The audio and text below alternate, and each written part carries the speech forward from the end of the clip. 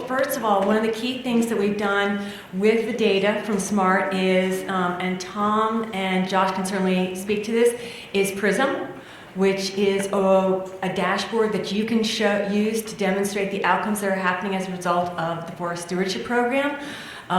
It's also the SMART data is also the cornerstone of the national performance metrics or measures that Timmins and the National Association of State Foresters are working on. So those are also some key things that have happened as our milestones as a result of the changes that we made with the stewardship, mapping, and accomplishment reporting tool, SMART. So, and without further ado, we've been talking about modernizing forest stewardship. We want to make sure, as we noted today and on Thursday, to discuss it. I want to get a show of hands. How many of you participated in the series of webinars that we held in 2018 around modernizing forest stewardship? Okay, so many of you. And what about the recent ones that we had in December around the allocation formula? How many of you were able to participate in that? Okay, good. So most of you. So hopefully most of you, this is not new, but for some of you, it sounds like it will be new. So what we've brought together is we had a team, as Steve noted, of state and Forest Service folks who came together to come up with a way and future direction. We have some folks here today. So we have Laura Moza, who is the Assistant Program Manager for the Southwestern region for the Forest Service, which is Arizona and New Mexico.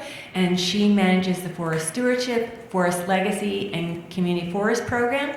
We have Rachel Reyna, who is the Chief of Rural and Community Forestry for Pennsylvania.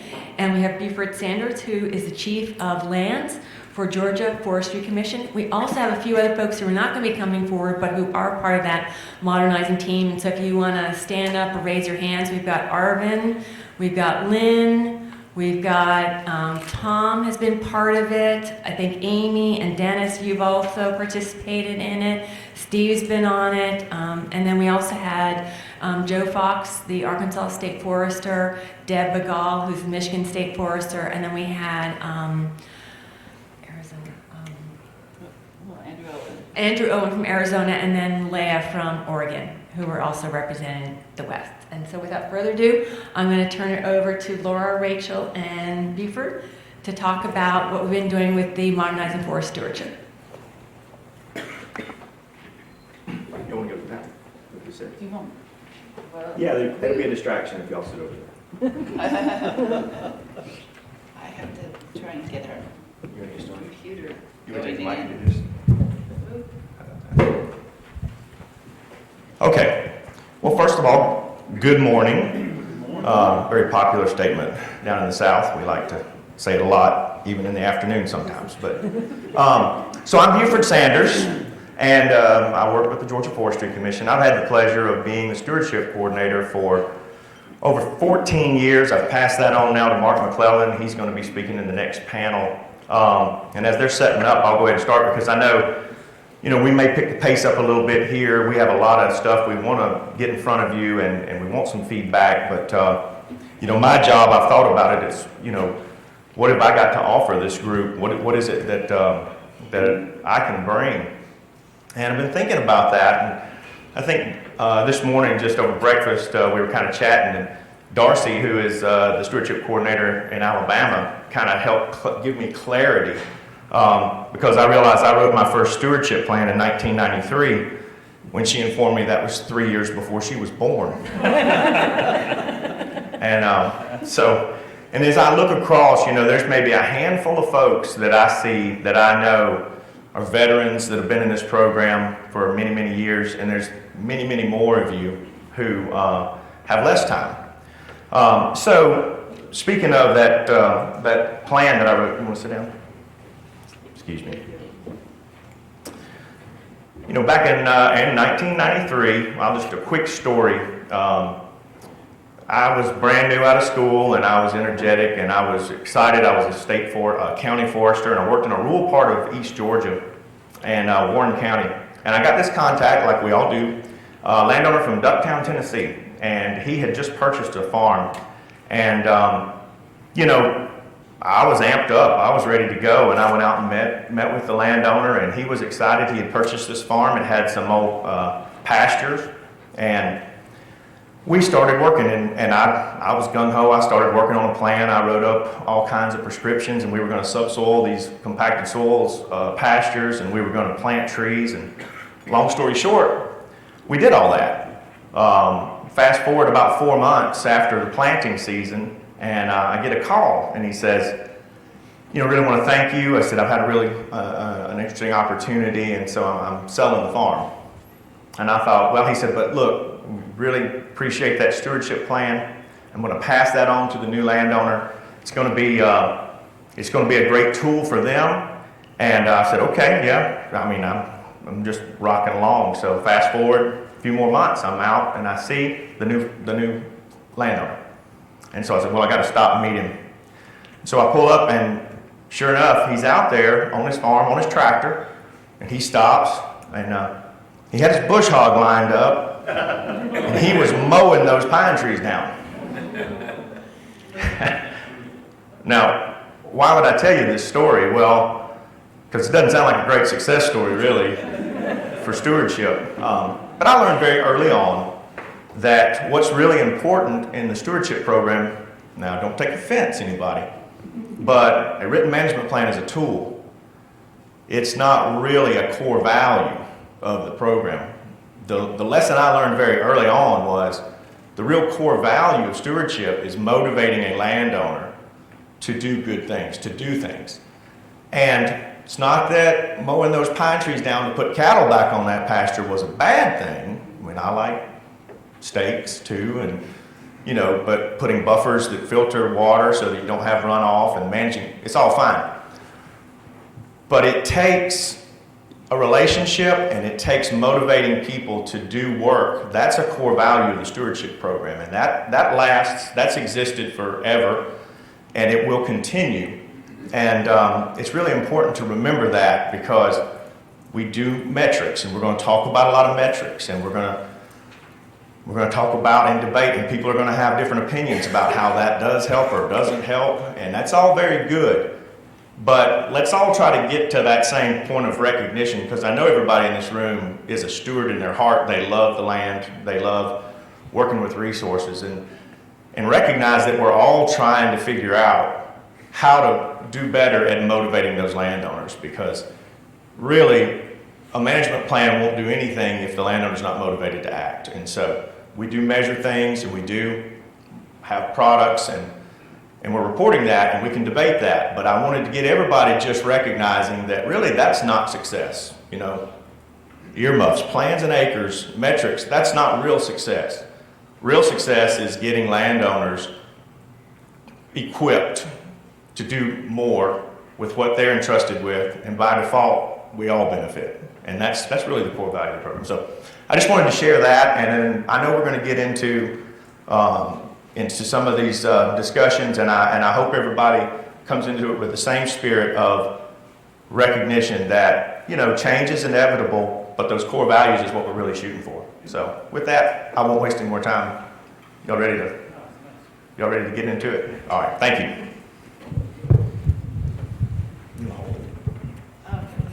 Leave it in there. All right, everyone. So I'm the numbers person, but I think it is really important what Buford says. I mean, that's why we're here, is to, because we've been asked to better demonstrate these outcomes, these public services that keeping forests provide for all the people out there, not just in helping individual landowners, but to actually provide those general public services. So I did want to make sure you guys know that in your packets you've got a little paper clipped. It's got the frequently asked questions about them, modernizing stewardship. It also has a description of the allocation formula, and which is basically just a one-page written up thing of this. This is summarized. And so what we're going to do is kind of talk about well, basically we're just gonna show these to you because they've actually been presented and talked about for good 6 months. And they've been, and this is, NASF has, voted on this, and these are what we're to work, these are the guidelines of which we have to work with. So we just need to make sure that what we're reporting really reflects these and what, and that we're collecting the right information to filter up into this. The basic shift that we were looking for when the committee was working together was putting more emphasis on performance and less on potential. This program's been going for a couple decades now. It's not just about that potential of what's out there, but what are we doing with those landowners and making sure that those outcomes and those the implementation is shown also. So that was one of the major shifts, and also one of the things in the Forest Stewardship 2020 that was developed in 2010. Janet, am I right? When the Forest Stewardship 2020, the vision, the document, there was a lot of really good measurement and guidance in that document, but we weren't really using that to reflect we were reporting a lot of these measures, but they weren't really coming in into our allocation formula. So this is a list of all those metrics that we're already collecting and reporting, but in the older formula we only used a few of these metrics to actually determine our allocation formula, and so now we'd actually like to use more of them as was one of the other aspects of this, is it's really sort of that implementation of that document and that strategy that was developed 10 years ago. So this is, I should have put the SMART AR numbers on the side, but for Josh, and those of us who spend a lot of time in there. But those are all the different metrics that are collected in SMART and SMART AR. So, and then this is our timeline right now. Some of the major steps that we need to be looking at are to submitting our revised forest stewardship program priority areas. So based on our forest action plans, what are our actual stewardship priority areas or important forest areas. I got the acronym wrong. IMPFs or IPFs? What is it in SMART? Forest Stewardship Program, priority areas. Well, that's what we're calling them now. I mean, and that's what they are. But what's the important forest resource? I knew I was I knew I was missing one of the letters in the acronym. And that IFRA is what SMART uses to refer to those. But those are they're just it's the same as priority areas. They're interchangeable. And so that's one of the things we hope to clear up and make sure that everyone realizes that moving forward. So this year we're collecting that information about the implemented activities and during our plan monitoring. So this is one of our big things that we really need feedback on, is how do we put together a better, update our monitoring system and program so that we can collect that information and feed it back into our database. And then they can use that information to determine the allocation formulas. Can we talk a little bit about what the process is going to be for discussing some of this, as we're talking about the allocation formula or the timeline or monitoring? I'm guessing at least myself and probably others have some questions or ideas that we want to raise, but I'm not sure when the best time to do that would be. Well, part of that's why we're having this open panel, is to address some of those questions right now, and what we thought about, what the organizers of the meeting really wanted to do is, okay, here are the facts. We're presenting to you the facts of what we know and what has been decided so far, and to give you guys 2 days to kind of think about this and mull it over, and then Thursday we're going to have another discussion with a lot of feedback, and that's what we want to make sure we record and get that input into what we're doing. So, I mean, this meeting is one of the major mechanisms for some of that feedback, but we're also going to have webinars in the next, I don't, did you schedule it yet? I wasn't sure, in the next month or two. And Lori will be having another webinar to help get some feedback.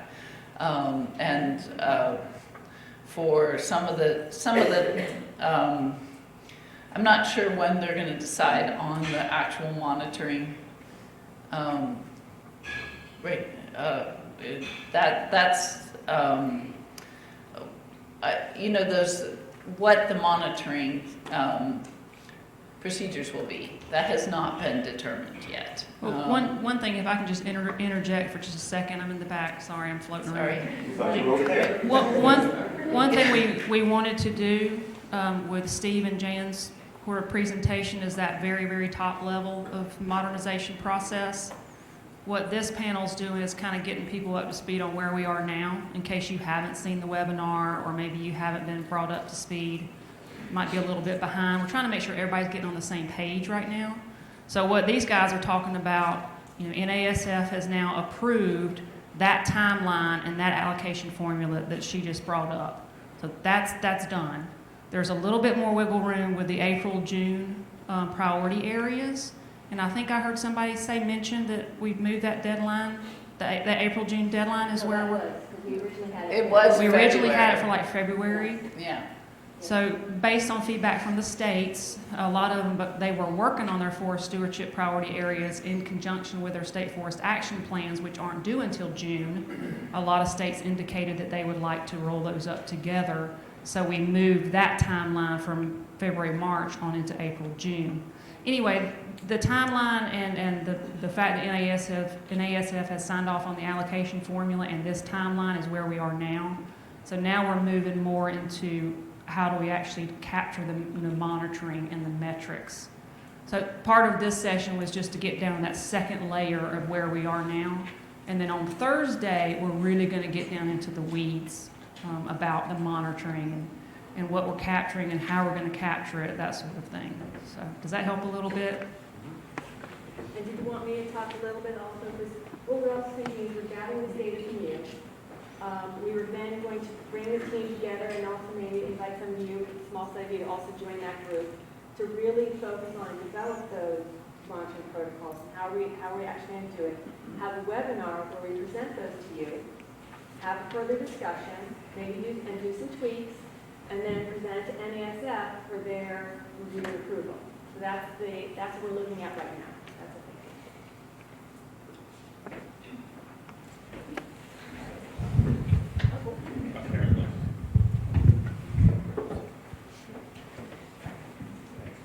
All right.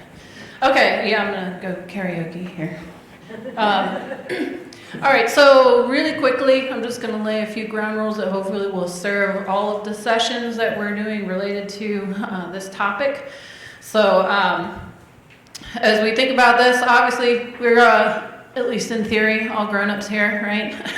So we're gonna respect each other. We're gonna make sure that we don't talk over each other and those types of things. We're gonna try to hear from as many people as possible. So that may mean that that someone who has maybe said several things, that we may hold off on that person and try to catch them at a different time to make sure that we get to hear from as many people as possible that have different thoughts. I do want to acknowledge a couple of things up front, which is we do realize that all of this, as we've moved along this process, has been a sensitive issue. We do want to recognize and own the fact that there probably are some people in this room whose jobs are very much affected by what may happen in the allocation formula, so we want to be real about that and have that in the back of our minds. We also want to remind everyone that this as you may guess and have observed, this is a challenging process in a lot of ways. First of all, it's involving change. Second of all, you're trying to create something that can be utilized in all 50 states and like 9 territories, and that's inherently difficult. So we also want to just acknowledge that. We're going to try here. We have a few minutes right now, and then again, you'll have time to think about this on Thursday. As we mentioned, Thursday there's a session specific to modernization, but then there's also another general question and answer session. So keep that in mind also for additional time. And then, as was mentioned, we have some webinar opportunities. And also, for those of you who may be frustrated that you feel like there's not enough time to talk about this at this meeting, please express that in your online survey. So that'll be something folks can continue to think about next time. Also, just a reminder, and you've heard it a couple times, that there are realities that we're dealing with. There are things that are already approved. The state forests, as was mentioned here, have already really approved all of this framework that's sitting here. So that means that we're not going to discuss that at this point in time, those things that are already approved. The state foresters, at least as far as I can understand, they're not at this point in time until we have some sort of water under the bridge, so to speak, up for changing any of this, because it's just been approved and we got to see, does it work or doesn't it work, and then make decisions from that point. So also a reminder, you have a packet of information related to this session. It kind of has all of the formula in a more written format, but if we can maybe go back to the formula on the screen there. It's a nice little summary, kind of easy to look at.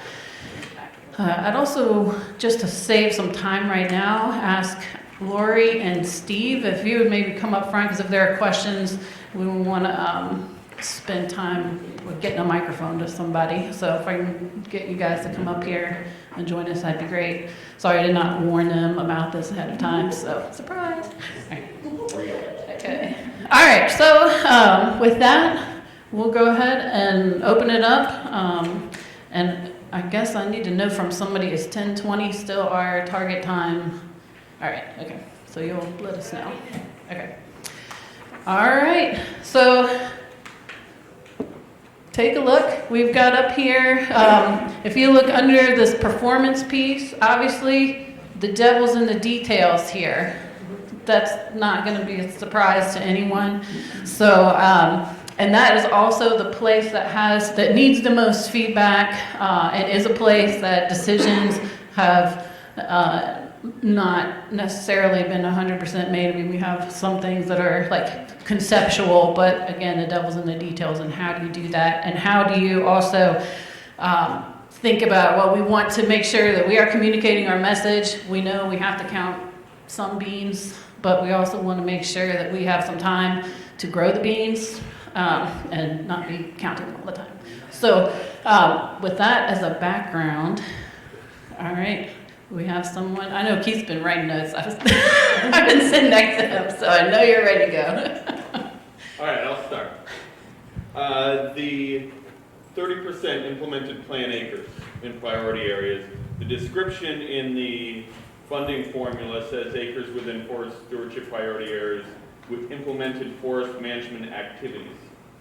So understanding the objective of this modernization is to capture activities on the ground. I'm wondering, is that like how many acres were treated in the thinning on this 100-acre parcel, or is it, did this 100-acre parcel do what they said they do, you get 100 acres? Is it plan acres or is it activity acres? Is this on? Great question. So you're doing it through monitoring, so it's going to be your random sampling, and you're right, it is activities, not the actual total plan, but where did they actually do those activities? Okay, so there's a few of these that are connected. Number 4, in the summary, in the 5% implemented plan acres on non-priority areas, that's confirmed by visits. These are areas outside the priority area. Correct. You can't use stewardship funds to monitor these. Mhm. but they will be drawn in the monitoring sample, is that correct? Correct. Okay, I've got a 7,000 acre property. Mhm. I don't have a parcel layer to establish my priority areas. Priority area goes through this 7,000 acre property. I've got a treatment in one area that is in the priority area, and treatments outside of the priority area. Just mechanically, we've got staff who are going to wonder, okay, what am I doing here? Is this whole parcel in the priority area? How do I deal with this? I would suggest that that priority areas include all parcels intersecting the delineated priority area, just so that we have a really manageable unit. And we're not talking about an acre that's on the same parcel that's outside of the priority area. Great point, yes. Other brave souls? Go ahead, Joe. Mine is just more maybe a question of clarifying something. The new formula, could we go back, or maybe it's forward one slide? There was the list with the exit. Yeah, that, okay. The past formula on that table, that's referring to the national? Correct. That's the national. Which, for instance, I'm in the Northeastern Region 9, we don't use that, right? Okay, so you can see she handed the mic over. So at the Washington office, we get the allocation, we figure out what's net available, we know what we can pass on to the regions. The regions then decide how it goes from the region to the states. And so the regions have had different mechanisms for doing that. The Northeastern area, when there was such a thing, had something, because I had a number of state foresters say, well, we don't even get the base that you say we're supposed to get. Well, you guys decided how that was to go, and if you don't get the base, you all decided about that. So there are some places where there's another layer at the regional level that you might need to engage the regional folks in a discussion. I don't think Region 8, they pretty much follow the national breakdown. I think the regions in the West, by and large, follow the national breakdown. I'm always going to call it the Northeastern area. Anyway, the Northeastern area, Region 9, I guess, they have a history of having a more sophisticated, complicated, whatever you want to talk about, way of breaking the dollars down to the states. And I would encourage you to have a discussion at the regional forester level for that. The formula is going to be used at the region, at the national level to distribute it To the Correct. regions. Yes. Then after that, we don't really have a hand on that. That's a discussion between the states and their regional leadership. And we will certainly share the national allocation formula with the regions. There has been an overall discussion about encouraging the regions to follow the formula as closely as possible. But that's sort of loose. So a little bit, people wanted to know about what really happens on the Hill and stuff. So when I have to go, or somebody has to go talk to OMB or a member of Congress or their staff, and you talk about this regional formula, well, wait a minute, my state either does or doesn't, and the lack of consistency has been an issue we've had to talk around on a number of occasions. So all I can say to my state friends is the more consistent the process of getting the money from the Washington office to the regions and then the regions to the states, it's an easier story to tell than, who's the last person that touched the cash that gets to make that call. Well, in different parts of the country, that's a different scenario.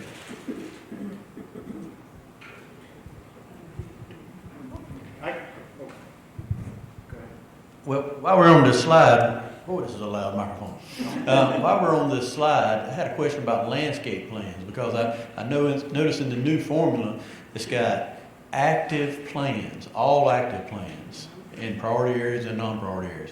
So how are landscape management plans going to be captured in that? Especially in South Carolina, we've got a new landscape plan that covers the entire state. And so that would be an active plan. And so, I know the implemented, how that's going to work, but, I'm interested in those landscape plans and how that's factoring in, because it's different from what it was. Great question, Scott. And it's true, because if many states are moving to those state plans, which are following American Forest Foundation's model, which is great. But it's true that if you go by, oh, we got a landscape level plan for the whole state, then you could say, oh yeah, you're done. Sorry, we don't need to give you any more federal funds. So that's not what we're doing. So what we're now doing or thinking about with landscape level plans is that they're actually more discrete. They're more about at a watershed, a fire shed, a wildlife habitat level, where it's more focused. And what you would do is actually, and this is one of these things we also need to work out, is you would get credit for the percentage of landowners or acres, I'm guessing, let's do acres, that are actually aligned with that landscape level plan. Enrolled, yes, yeah. And I think Yes, ma'am. So in the metrics, the plan elements are actual and total, but accomplishments are based on a sample. Why wouldn't accomplishments be total?